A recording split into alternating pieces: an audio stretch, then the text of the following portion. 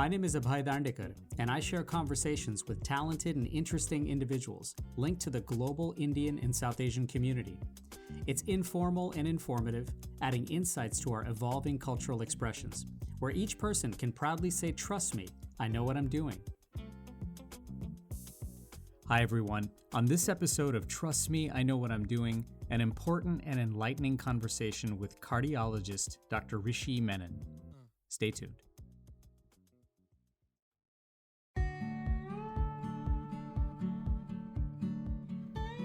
It's the end of another year, and there's so much to be grateful for. And for me, once again, I want to genuinely thank you for listening to this and sharing it with your friends and family, for rating, downloading, and subscribing wherever you get your podcasts, and for following on social media at Dr. Abhay. It's a natural time for reflection as the year ends, with reminders all around us of taking stock in ourselves, with introspections, and the opportunity for new beginnings, hope, and fresh starts. Now, for many, holiday events and gatherings, though, can be reminders of painful times and even past or smoldering trauma, and maybe even how fragile their ongoing journey of recovery or healing can be. Certainly, it's very important to seek the help of trusted mental health professionals and counselors to support the vulnerability it takes to recognize our own behaviors and needs, the courage it takes to walk through therapy, and the patience it may take to rehabilitate towards an ongoing state of peace and self-harmony. But sometimes those who may be suffering suddenly find themselves in a space where there are no mirrors to carefully examine themselves and no windows to see the outside world, or for loved ones to check in on them. And frequently, those who are suffering may be masking and disguising and cloaking their suffering really, really well, covered by social norms, stereotypes, and our passive need to believe that it just simply couldn't happen to them. Earlier this month, I had the privilege to meet Rishi Menon and wanted to share a conversation with him about his story. Rishi was born and raised in the Midwest. He grew up in Missouri as a Cardinals fan, and like his dad, he went to medical school and trained eventually to become a cardiologist. He got married and moved to California to practice. Now, so far, the story sounds like the shiny side of a familiar penny for many in the South Asian diaspora. The next twists, though, are painfully familiar also, but not always shining brightly in the glass family room showcase. Rishi soon found himself suffering from depression, isolated in the pandemic. He gorged heavily to poor health, his weight ballooning to over 300 pounds. He was soon going through a divorce, experiencing severe burnout professionally, and found himself drinking alcohol excessively. Never working drunk or ever putting patients at risk, but emotionally exhausted and contemplating suicide. Now somehow, in a life-changing and life-saving moment, Rishi enrolled himself in an inpatient rehab facility in March of 2020, and for the past 2.5 years has been on an ongoing journey of self-healing, rediscovering himself, rejuvenating human connections and relationships, reviving his love for medicine through his patients and his own health through running to get back to 170 pounds, and reminding himself to embrace and accept his imperfections through a lens of grace and forgiveness. Now, Rishi is incredibly open and forthright in sharing his experiences. I was so humbled by his deep self-awareness as we talked about his story, about building strength through a community within the world of rehab and addiction, and about how he's found comfort and motivation along the way. Rishi recently wrote an essay called "How I Recovered from the Shipwreck That Almost Destroyed My Life." And so when we first met, I asked him about when and how he first noticed the shipwreck.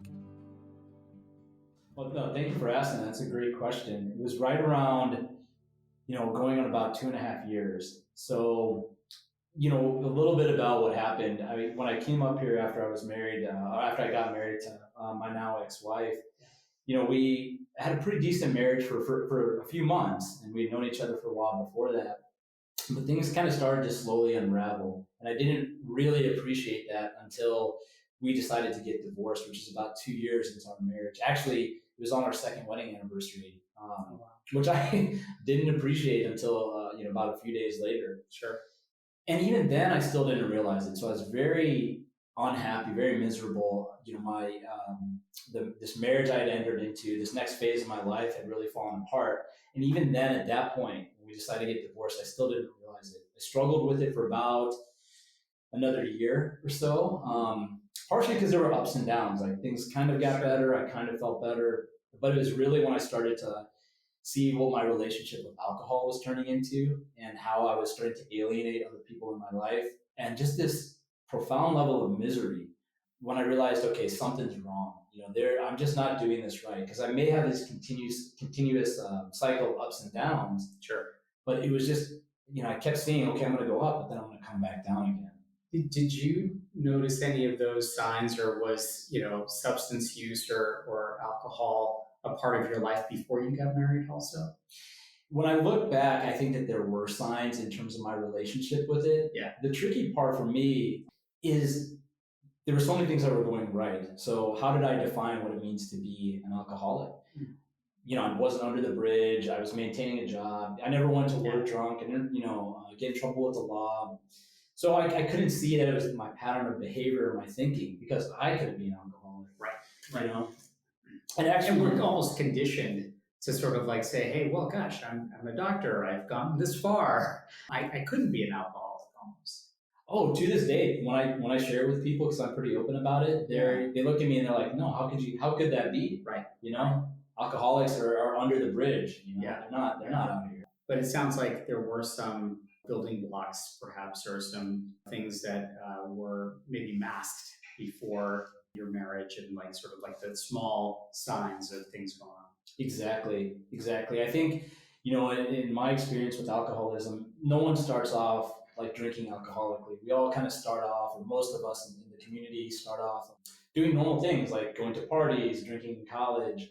But over time, things slowly manifest. And more than anything, it's not the quantity of alcohol that I realize, it's my relationship to the world. And alcohol is just one substance that when I use it to make myself feel better about the world, just like I could use anything, right? A relationship, my money, whatever it is. Exercise. Yeah. Oh, that's a great one. Yeah. 100%. Yeah. I can relate to things alcoholically, even if that object isn't alcohol. Alcohol just accelerates it a lot quicker. What was, when you think back to both the relationships and the professional success and even your own personal successes, did you ever think of these things as sort of, or at least unknowingly, as like crutches so that you could actually get from one step to the other? Or did that take a lot of time and reflection later on to really realize? It was all later on. Yeah. So I was doing it, I think, subconsciously, kind of like we were talking about before. I wasn't doing it intentionally. That's a big difference now, as things are more intentional. So when I examine my life previously, it was very unintentional. And I do see that they were crutches, they were steps. Sure. Really the question is, where were these steps going, right? I never really thought about that. For you, what do you think sort of builds up or props up that entire process? You mentioned in your essay the word shipwreck. And so what were maybe elements for you to understand that this shipwreck is there, that I have this? Were there turning points or even aha moments for you that allowed you to now actually really discover it? Definitely. And then again, a lot of it was retrospective, because I would have thought, being so miserable, getting divorced, okay, these would be the signs, right? This would herald that, okay, you are in a position where you didn't want to be. It was kind of when I went into rehab or inpatient therapy that I realized that's when I had the problem. And I didn't realize it until I started being open about it. Yeah. So when I heard other individuals on the inpatient side talking about it, and I thought, these guys have the same problems I do, and I felt compelled to really share about what I've been holding in. And once I let it out and the pieces were out there in front of me, I saw that this really was a shipwreck. Do you remember when you first, and by the way, this was all in some ways happening during the pandemic. And so, there's an entire kind of change in the framework of our entire social structure for this. I imagine that was just additive to the whole process. Absolutely. In a silver lining perspective, I'm grateful, because the isolation that occurred, that almost became normalized during the pandemic, where we couldn't go out, we couldn't do things. I initially liked that. I was like, on the weekends when I wasn't working, I can sit at home, and I started to drink more and more because that's kind of one of the activities that people were doing. And it really opened it up for me. So the stress of the pandemic accelerated or allowed my alcoholism to really manifest. I think if that hadn't occurred, I would have probably stayed at a low level of misery. It probably would have had progressive, increase in my alcohol consumption, more destruction in my life. And this could have been a slow burn for years and years. And if I'm not mistaken, this was also in some ways had an added effect also on your physical health as well, right? Absolutely. Gosh, the amount of just processed junk food that I was eating. I like to tell people I would DoorDash twice a day. Burgers and Cheesecake Factory and all that stuff. Yeah. It was all so wrapped in together, right? I just couldn't consume enough to make myself feel better. And it really got to feel like that was normal, because the more I did it, the more I normalized that experience, how I felt. And then I really couldn't imagine being any other way, even though I cognitively knew it was bad. It felt normal. In thinking about that, do you know why that was? You couldn't imagine yourself being any other way, from a physical standpoint, from a mental health and hygiene standpoint, from a substance use standpoint. They're all linked, but it's so challenging, I imagine, for those in that situation where you think that you can't imagine yourself any other way. And that's such an interesting way to describe that. I reflect on that a lot, because I don't even really understand, even though I remember it, I don't understand how it could have been that way. Right. And I guess the opposite, and this may be a roundabout way of answering your question, but... And the only reason I say that is because, it's almost in some ways to kind of describe what that feeling is like. Right.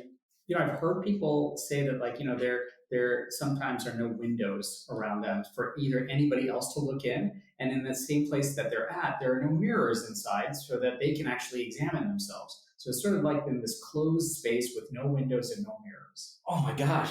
That's a beautiful way of describing it. Yeah. My ex-wife at the time, when I started to have these isolation patterns, I would go into this room we had, and for some reason, to numb myself, I got really into video games, which I've never really been a video game guy, but it's really pacifying thing for me. Yeah. And she used to call it going into the cave. And I was like, yeah, I'm in my cave. I got all my stuff. And no windows, no mirrors. It was a dark room where I could turn my TV on. And it's just the perfect imagery for that. Yeah. An unexamined life completely.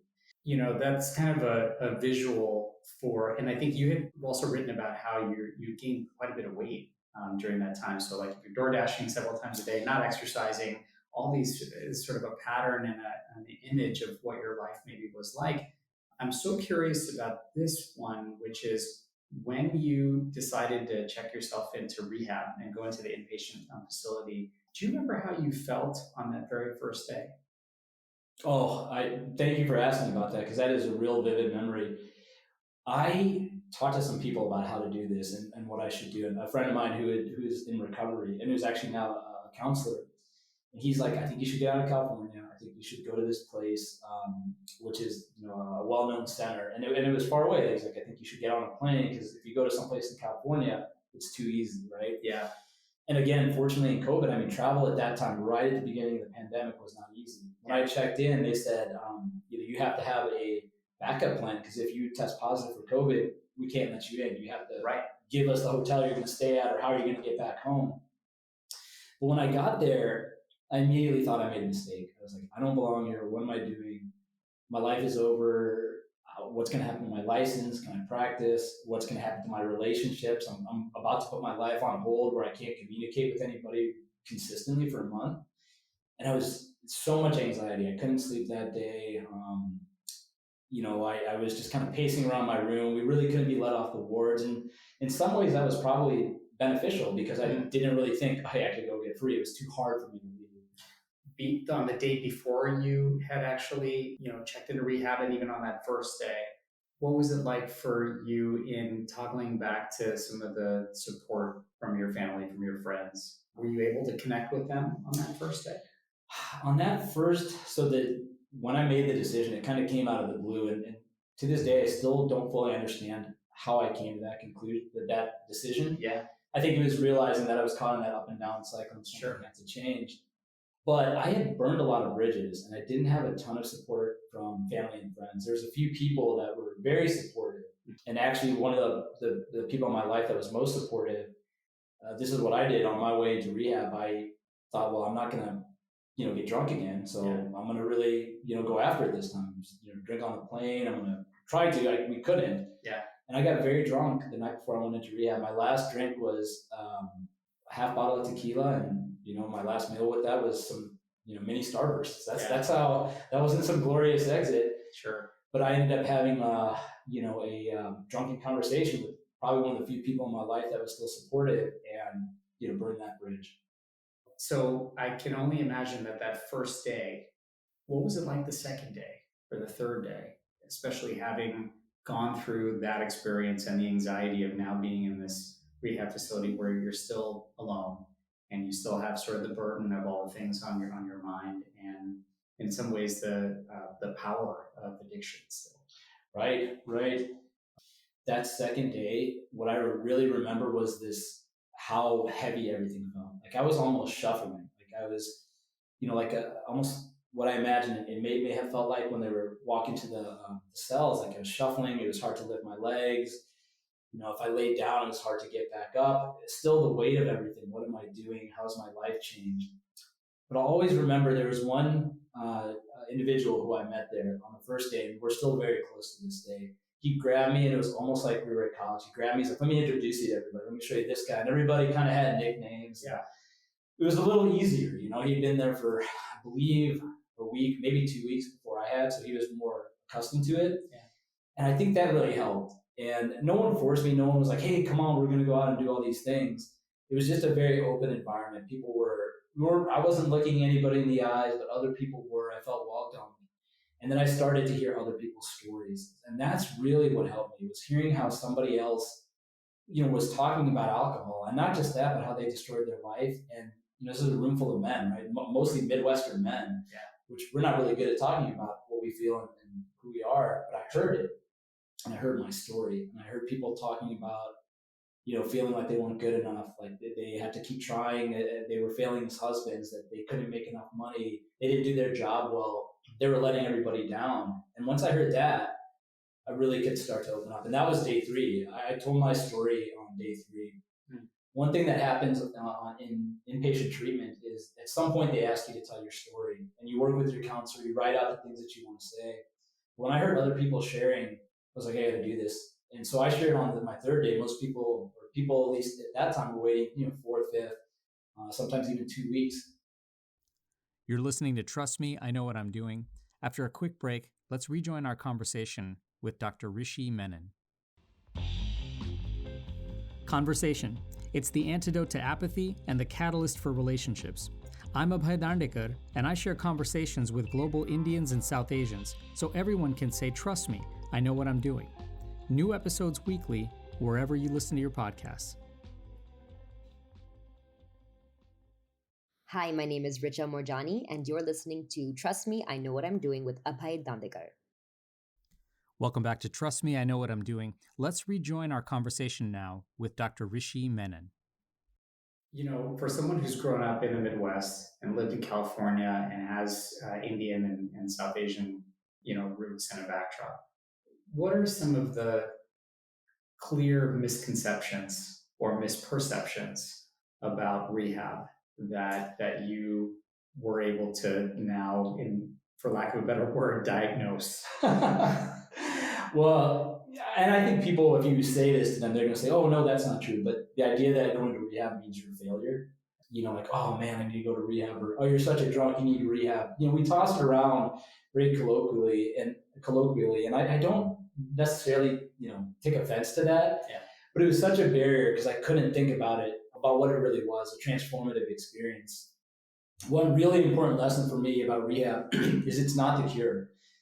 One thing I really got, the main thing I got from that inpatient treatment, that rehab stay, was this willingness to say, maybe I don't know myself. Maybe I am an alcoholic. Maybe I could listen to what other people are going to say.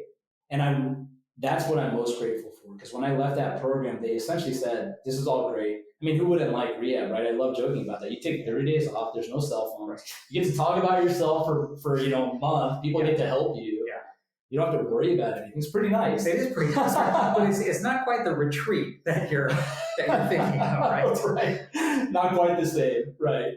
It sounds like the sense of community that you felt that first couple of days was a surprise. I mean, were you surprised by that and some other things in inpatient rehab? Absolutely. You know, the individuals I was connecting with, I mean, some people had, you know, they'd done kind of hard time in jail and prison. Yeah. Other people were physicians, other people were lawyers. Some people were like oil field workers. You know, there's just this huge spectrum of individuals.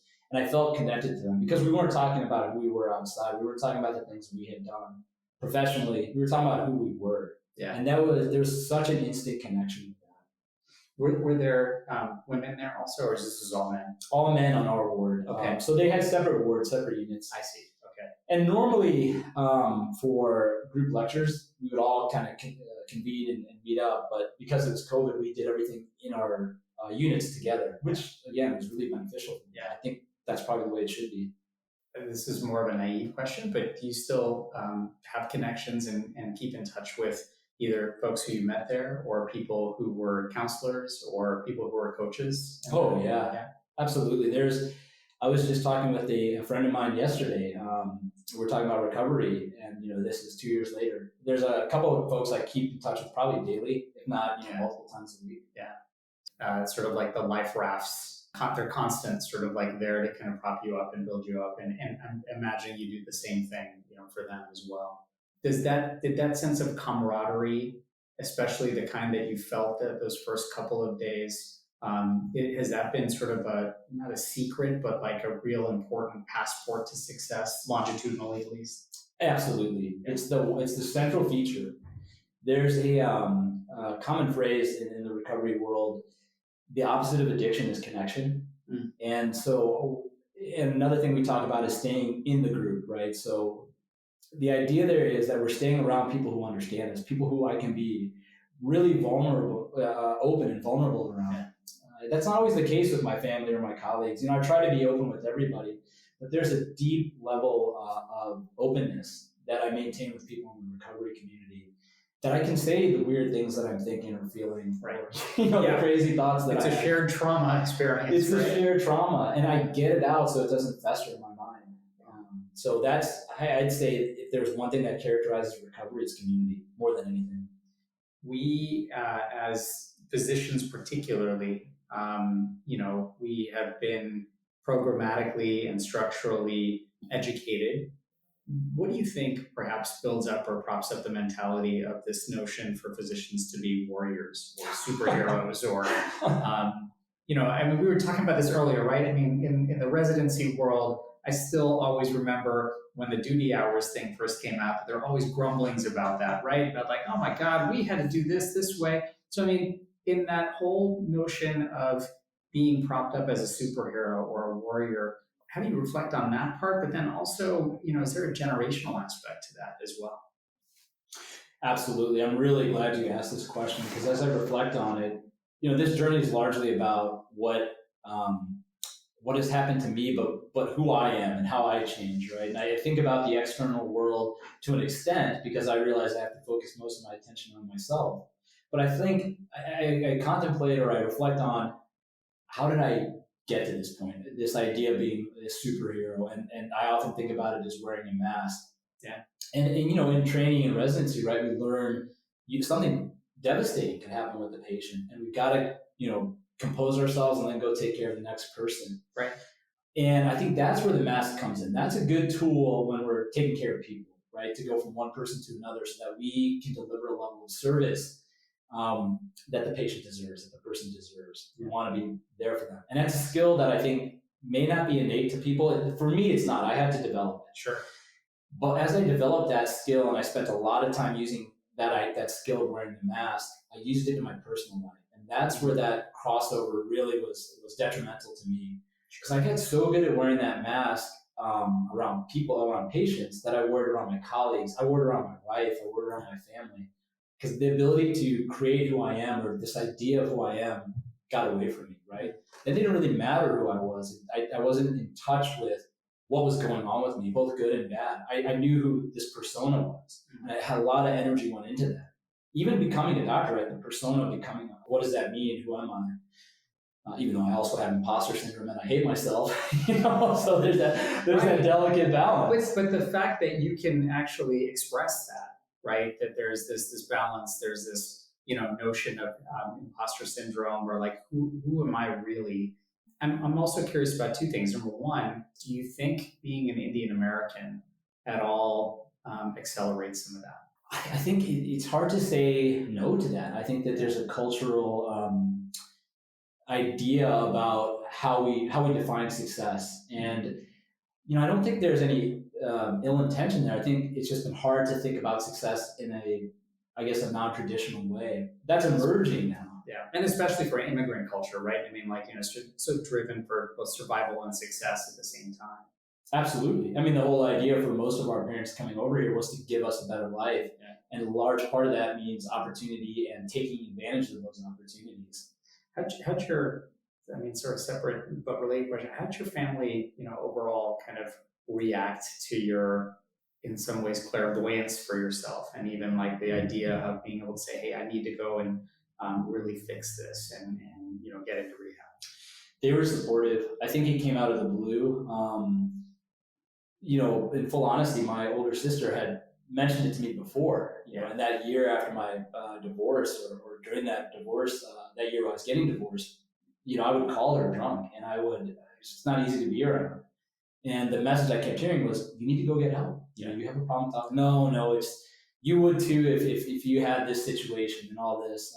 So I had no insight. And then when I got insight and I said, I just need to do this, there was support. Mm-hmm. Hey, if you need to do this, we support you. Yeah. And then over time, it was, not only do we just support you, but we like that you're doing this. We're happy that you do this. The relationship I have with my parents now, which, there's been ups and downs, there's been some strain, but they're very loving, immigrant Indian parents.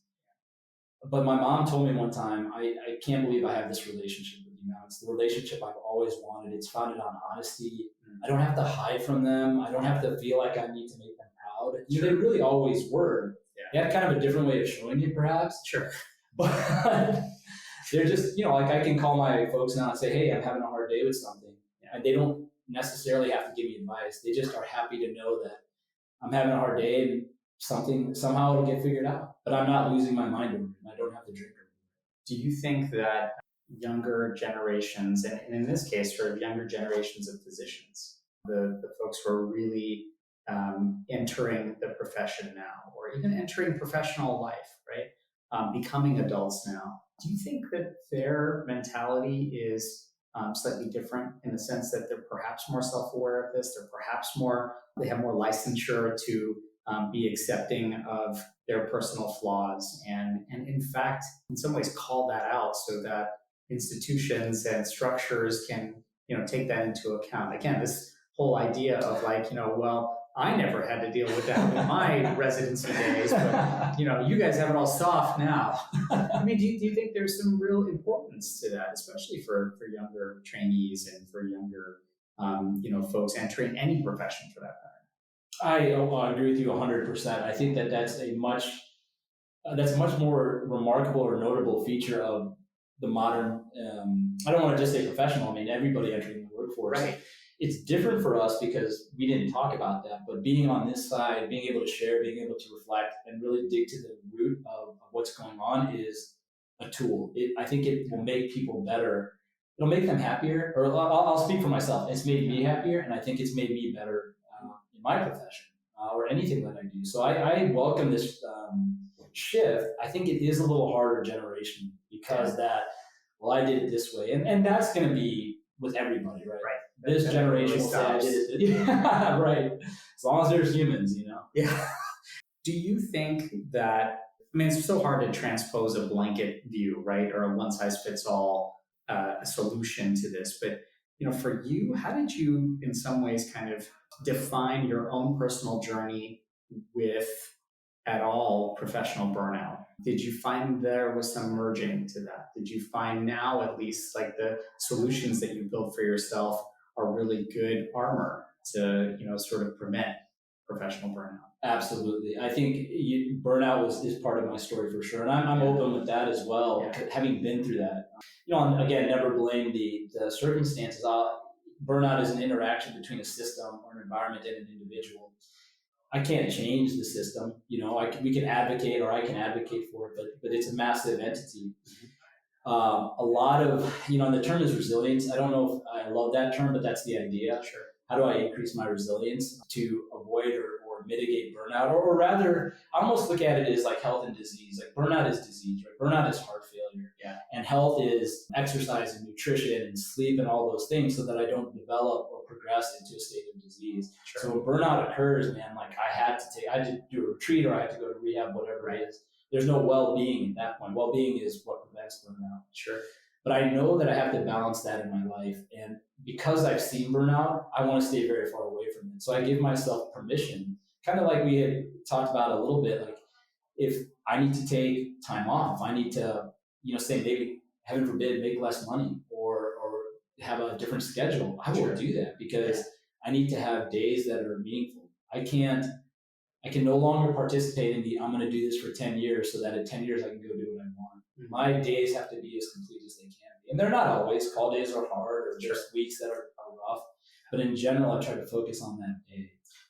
When you find yourself veering towards the days where there is more emotional exhaustion, there is more compassion fatigue, there is more kind of, depersonalization and, all the, I think, ingredients of physician burnout, what do you do to kind of either self-correct or how do you kind of like fill the well or like refill or replenish in that way? And I mean, different institutions, different people have a million different solutions for this, and some of them are helpful, some of them not so helpful. But, how do you, in some ways, kind of like put the stopgaps on futility for this? Oh, God, that's a great question. For me, I'm starting to understand myself better. So I know what those elements are that fill my cup. For me, it's connection and exercise and being outside. For me, it's always simple, right? It may be that I need to prioritize sleep.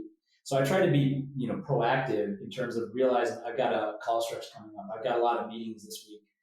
So I'm going to ramp down a little bit. I'm going to not take as many social obligations. It's important to me that I get to bed at a certain time in the weeks preceding and in the weeks afterwards, because I know that during those weeks it's going to be rough. So I need to fill my cup up, almost overflow it, so I can be ready. And then, I was talking with a nurse in the ICU about this, and she had a wonderful statement, which I used to really, this characterized my life. I think I read about this. Yeah. Why do we have to empty our cups before we fill them up? Yeah. Right. And so when she said that, it clicked with me. Right. I got to do little things. So if I have to, schedule an hour less per day, or if I have to start a little bit later so I can do the things I need to do, I'm much more effective. And that burnout is a lot farther away.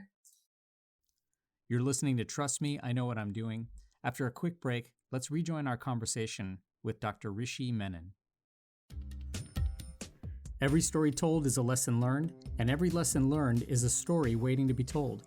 I'm Abhay Dandekar, and I share conversations with global Indians and South Asians so everyone can say, trust me, I know what I'm doing. New episodes weekly, wherever you listen to your podcasts. Hello, everyone. My name is Tam France, and you are listening to Trust Me, I Know What I'm Doing. Welcome back to Trust Me, I Know What I'm Doing. Let's rejoin our conversation now with Dr. Rishi Menon. Did you ever lose trust in yourself? Absolutely.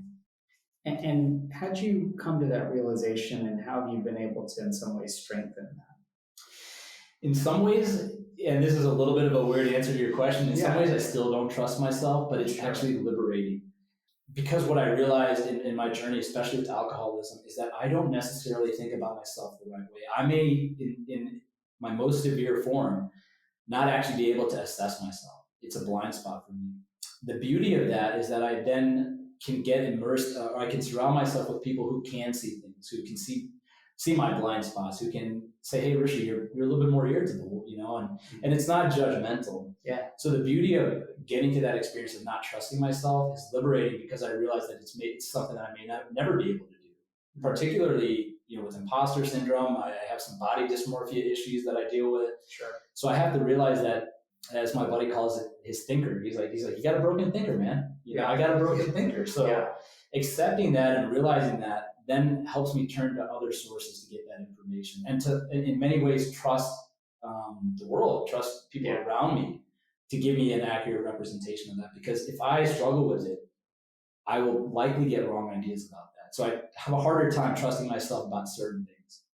And I imagine that particularly in the professional practice that you're in, there's a lot of basis for trust. And I'm curious for you how you've been able to, in some ways, balance what you just mentioned, which is kind of constantly have the acceptance that there are others around you who are going to call out or sort of when you're having a bad day, or ensure that sort of like there are safeguards for your behaviors in some ways. How do you also balance that with maintaining your sense of confidence and self-esteem and really making sure that you're proud of your behaviors and activities? Oh, that's a great question. And I still struggle with that. I still, if somebody says something good or I get good feedback, oh, you're just being nice to me, right? That's still a hard thing to deal with. But I'm much more open now to look at the evidence, right? Like, after being a cardiologist for almost 8 years now, in general, people have been pretty satisfied with what I do. When I discuss complicated cases with colleagues who I hold in high esteem and I have similar opinions to them, I'm like, okay, I think I'm starting to get it. So I can listen to myself more. And I've always felt pretty comfortable in the clinical environment. There's lots of self-doubt. I'm sure, or I suspect you've had this too when you're driving home thinking about that case and should I have done this? And as soon as I get home, I'm going to call all the them. time. Oh my God. You want to pull over and look on that. God, yes. Yeah. It is not a fun thing to do. And yet, I think in various different ways, we all have reminders of, that idea that, look, there are good safeguards around us, that we practice in a safe environment, hopefully. And on top of that, reminders that of our humanity, in that we are going to make errors. We are going to actually have not so great days of physicianship. And we try and do our best to make sure that at least our effort is high, our aims and values are staying true, that the compass is still the same, that our North Star is hopefully not veering too far, stuff like that, I think, at least. Oh, you nailed it. That our values are still there, that I'm still aligned with my values. That was the hardest part for me in burnout, is that I had this vague idea of what my values were on paper, but was I living them? Was I making decisions based on them? No, I didn't have the energy or resources to. So I could function, I could provide the clinical information, I could ensure safety for my patients, but not for very long, right? That was clearly going to be not sustainable. Or perhaps for yourself. Oh yeah, definitely for myself. I did not, I would have burned myself. I would have burned myself to a crisp. Tell me a little bit about kind of the feelings that you had prior to your rehabilitation experience and now post-rehabilitation experience about therapy and mental health and hygiene. Do you still receive therapy? Do you actively, seek out counseling? And how does that compare and contrast to how you felt perhaps about therapy prior to that rehab sort of inpatient experience? Oh my God, absolutely. Yeah. So I still see counselors for various things in my life, not just for the alcoholism part, but here's an example. A couple of weeks ago, I noticed I was getting a little bit more irritable. It was that I just didn't have a lot of reserve. And one more thing, and I'm going to tell you how I really feel kind of thing. Right. And I had that awareness to say, okay, that's not me. That's not something that's not aligned with my values. Like I don't want to be that way. And I went through the normal thing. Am I sleeping enough? Do I have a medical issue that's affecting my concentration? These are things that I wasn't good at assessing. So I got medical evaluation. I'm going to get checked for sleep apnea just to make sure, because there could be some baseline issue. And then I continued to struggle, and I said, okay, I need to talk to somebody now. Utilizing the resources that were available to me, I found it really easy. And I'm very open to it. I had a lot of biases, like, oh, I'm weak, I'm a failure, I'm going to embarrass people, and like this secretive, oh, no, I'm not going to therapy. I'm going to a baseball game, I'm going to go hang out with my boys, something manly and strong. Sure. It's almost like, who doesn't need therapy in this era? Yeah. And I think it's very strong. And kind of going back to that generational issue, I'm open with our younger daughters about it, and they're very comfortable with it, which is wonderful. Yeah. No, I mean, in many ways, I think about that a lot, especially from the Indian American or the South Asian American experience, where, there's not a whole lot of openness to say, absolutely, therapy should be part of, everyone's lives in some way, shape, or form, but being able to sort of not just accept it, but embrace I'm curious about one thing. I'm listening to this and I feel such almost a great sense of empowerment for you. Like I feel like you mentioned the word liberated so many times, and this idea that like you kind of reclaimed who you are in some ways. As a cardiologist, you've lived through this kind of emotional period in your life that saw a lot of mental health challenges, but being able to sort of like rejuvenate and take away the suffering of your health. How do you think your own story has motivated your peers, your patients, your colleagues? Do you have a sense of how much power that has? I mean, I'm listening to this and I feel great and motivated, by it. But so I'm just curious, maybe what some of your reflections have been on how this may be changing the needle for others. That has been one of the most unexpected and beautiful aspects of my recovery and this journey. Because what I share with patients, and then a lot of them knew me before, and I was about 300 pounds at that time, and they were all very kind. I mean, a few people had made some comments. I was very mindful because I read data about physicians who carry extra weight are less likely to counsel about the benefits of healthy lifestyle. So I was very cognizant of that, and I tried to talk to people about it. But when I came back, and during COVID, a lot of people hadn't seen me. They had a lot of questions. Yeah. And the beauty of it was, I think a lot of people wanted what's the berry in the Amazon, right? I love saying that's my like go-to. People want this quick fix. And what I get to share with them was that all of this like health, all these issues that I suffer from really related to mental health. It was stress. Like, and I'll say this probably anytime anybody asks, but I love donuts. And I love donuts more when I'm stressed. Mm-hmm. I'm not stressed, I'm mindfully eat. I enjoy it. But if I'm on call, if I'm upset, if I'm worried about a relationship or what somebody thinks about me, or I'm in my head, it'll be donut after donut. So my nutritional consumption is affected by my mood. So I realized that, I couldn't really just do a diet. I couldn't really just, I'd lose weight if I wanted to look in for a wedding, but it was a mental health issue. So I often will explore that with my patients now. Mm-hmm. What are the barriers? Because it's not really a deficiency of knowledge anymore. Right? Everybody knows about vegetables and processed foods. What is the barrier? Is it because I'm working too much and I can't give myself permission to work less? Is it because I never got over the loss of somebody? Yeah. Right? Those types of things. And it's a much more open conversation with patients. And I think that they appreciate that. I think that's what they're really wanting to tell us. Yeah. How about your peers or your colleagues, even like those who have heard your story, have heard your ability to, in some ways, share this? Yeah, people will, come to me with different aspects. Sometimes people will kind of timidly, want to talk about substance use, and I'm very open, and I'll never, it's not something anybody else can diagnose for me. Right? It's a self-diagnosis. So I'll share with them about my experience. Sometimes people have asked me about health and nutrition. I just share with them. Yeah. But I think the coolest aspect of it is people are just asking questions, and they're getting to the idea that maybe I can change. Because the biggest fallacy that I've experienced is that as an adult, I can't change. And maybe that's because of the recovery community that I'm in, but all I see is change. Every time I go and talk to people, it's like, wow, you were really in a bad spot. I myself, I was at a point where I had planned to kill myself, and now I can't even imagine that. And that divide, really convinces me that we can change a lot more than we think. And that is just not something I believed 3 years ago, man.